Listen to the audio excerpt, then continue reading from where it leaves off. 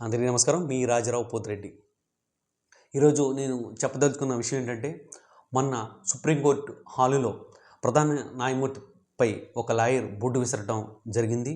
అది సమర్థనీయం కాదు.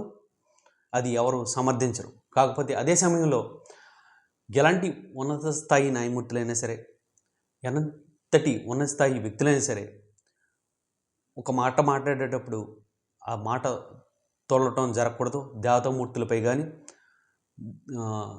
దేశాలపై కానీ, మనుషులపై కానీ వ్యక్తిగతంగా విమర్శించడం అన్నది అది సమర్థనీయం కాదు. అది ఆ విషయంలో న్యాయమూర్తి కూడా పొరపాటు ఉందని నేను ఈ సందర్భంగా నా వ్యక్తిగత అభిప్రాయంగా మీకు తెలియజేస్తున్నాను. మీ కామెంట్ బాక్స్లో తెలియజేస్తారని కోరుకుంటూ థ్యాంక్ యూ. నా వీడియోని ఆదరిస్తున్న ప్రతి ఒక్కరికి నా ధన్యవాదాలు తెలియజేసుకుంటూ మరొక విషయంపై మరొక వీడియోలో కలుసుకుందాం. Thank you.